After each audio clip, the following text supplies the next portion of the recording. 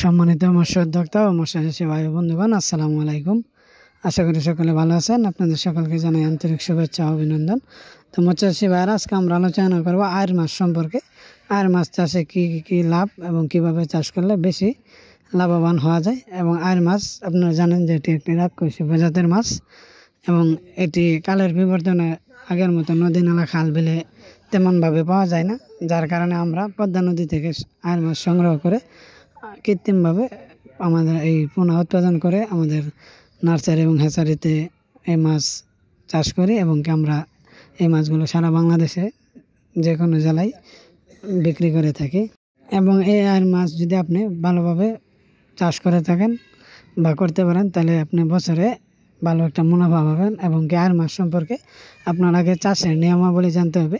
আয়ের মাছ চাষের ক্ষেত্রে আপনার পুকুর এবং পুকুরের পরিবেশ বজায় রাখতে হবে, যাতে পুকুরে কোনো রকম ময়লা আবর্জনা আগাছা না থাকে বা এবং আপনার পুকুরটা কমপক্ষে 70 থেকে 80% রোদের মধ্যে থাকতে হবে।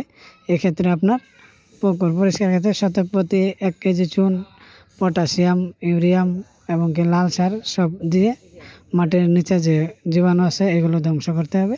এছাড়াও আপনি এই আয়ের মাছ যদি একক বা মিশ্রভাবে চাষ করেন, সেক্ষেত্রে আয়ের মাছ এর থেকে আরও বড় ধরনের মাছ আপনারা চাষ করতে পারেন আর মাছের সাথে। এবং আপনারা জানেন যে রাক্ষসী প্রজাতির যত মাছ আছে, আর বোয়াল, চিতল, এগুলো একসাথে চাষ করা যায় না। সেক্ষেত্রে আপনারা এই ধরনের মাছ মিশ্রভাবে চাষ করবেন এবং মিশ্রভাবে চাষ করলে আপনারা বেশি লাভবান হবেন।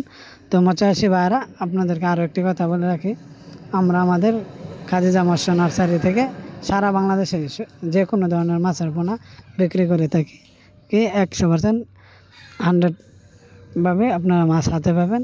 এবং অন্য অনেকেই আছে ইউটিউবের মধ্যে জালিয়াতি করে, আমরা সেই ধরনের কোনো জালিয়াতি করি না। আমাদের চ্যানেলে যারা নতুন, অবশ্যই চ্যানেলটি সাবস্ক্রাইব করে দেবেন।